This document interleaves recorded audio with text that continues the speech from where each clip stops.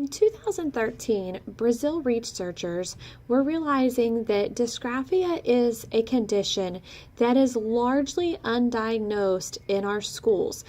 We have thousands of kids struggling with letter formation and handwriting. However, dysgraphia is not a condition that teachers just automatically notice in schools.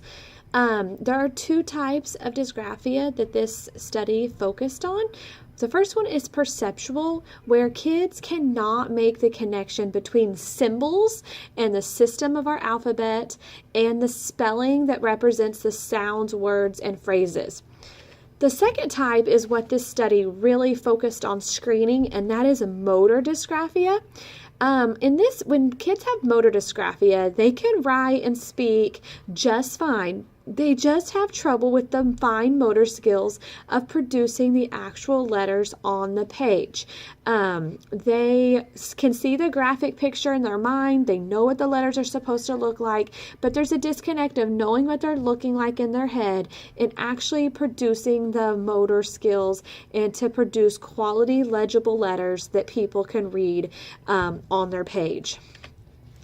The effect on this can be very great. If a student is not able to write legibly, it affects every area of their schooling, not just their writing in English class. On a math test, if a student cannot produce legible writing, they could easily have the right answer and the teacher cannot read their work. As you can see, that this is a frustration that because it carries on in so many phases of their life, it can really lead to self-esteem issues if not diagnosed and treated effectively or put in accommodations in place to help the child. Just constantly saying, I can't read this, go redo this, I have no idea what you missed it because you didn't get it wrong. That is the reality that students with dysgraphia are facing in our schools today. So they decided that they needed to come up with some sort of screener for helping diagnose these kids. They realized that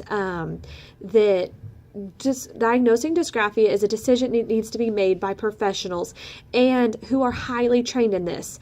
And they were realistic to know that every classroom teacher is not going to be an expert at diagnosing dysgraphia, and that's a course. But what they decided is there needs to be some sort of universal screener that classroom teachers in whatever grade level they decide at school can give, say all second graders, a screener. And if they had a screener developed, then out of the kids in the screener, hopefully that could eliminate it down to kids that they really need to individually evaluate better.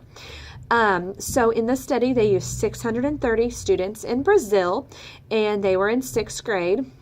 They excluded hearing and vision, chronic illness, and any other known learning disabilities students from this study. What they noticed when they were developing their screener and they were working with these kids is that dysgraphia has a prevalence in males over females. There's just a higher concentration of males with dysgraphia. They also noticed that other studies have been published that correlate poor handwriting and dysgraphia with students who have ADHD.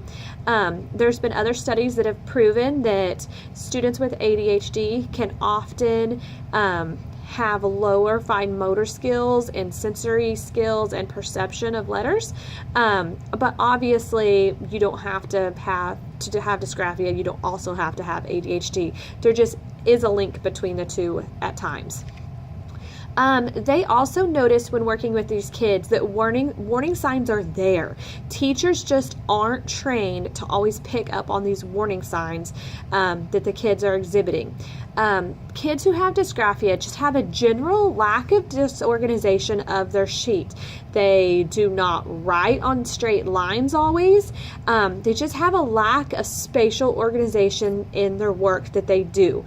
They often ignore page margins. They start too far to the left. They go too far to the right. They don't always even wrap their words around to the next line correctly.